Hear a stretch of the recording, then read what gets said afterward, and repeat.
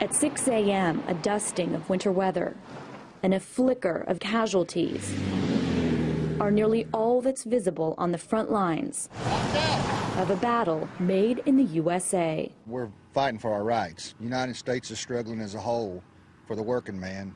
The battleground is best known as the hometown of Superman, and as the sun rises, signs everywhere of the sides taken, mostly support for the real men of steel here, the local steelworkers union. Their allies know on the other side. We have a big corporation with powerful attorneys and stockholders who have demands. Demands that could pit corporate America against middle America in any working class town. But here in Metropolis, Illinois, this we're out here 24 hours a day. Is the labor showdown of our day. I think it's an outright war on the union. An alleged war launched by one of the most heavily armed defense contractors. They've got all the money. They got all the money and all the power. And manufacturing giants in the world. The union president leads the charge fighting back for more than 200 workers left out in the cold. It's 14 degrees. Since Honeywell locked them out of their plant. The nature of our job is we deal with hydrofluoric acid, which is the worst acid known to man. We deal with uranium. That's right, it's uranium, not kryptonite, posing a threat in Superman's real hometown. Honeywell is a company on track to post $35 billion in sales this year, selling things like jet engines to fuel the U.S. Army in the war on terror. It wants workers to foot more of the bill for their medical costs.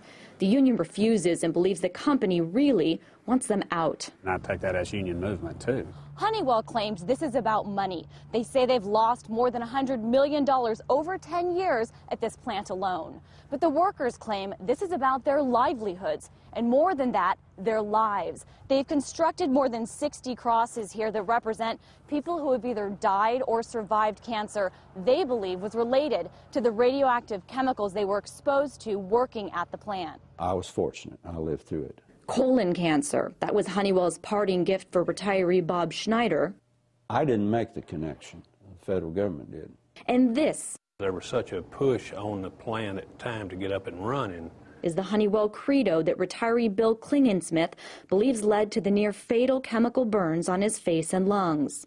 Once the union is gone, he argues workers will be more vulnerable. This company will push them to do, you either do it or you hit the road. But even small-town workers are supposed to have an ally in a high place fighting to protect your benefits and protect your safety and protect your rights to organize and collectively bargain. The U.S. president would be a powerful force to face off against Honeywell, namely CEO David Cody. According to labor activist Mike Elk, he's absolutely the most prominent union buster in the United States of America right now. But the so-called union buster and union supporter are cozy. During the lockout, Cody went to India with the president, touting job creation, and he got a spot on the Fiscal Deficit Commission to have a say on government spending. He was on there recommending that we have cuts in troop salaries, cuts in troop health benefits, rather than cuts in weapons manufacturing. As someone who makes money off weapons manufacturing. Honeywell has received $13 billion in government contracts, mainly in defense, since 2005, and appears poised only to rake in more. How did they get this influence? Honeywell is at the top of the heap when it comes to putting money into politics at the federal level. They spent nearly $4 million on political contributions in 2010, and as much on lobbying. We're fighting Goliath. This is a multinational corporation.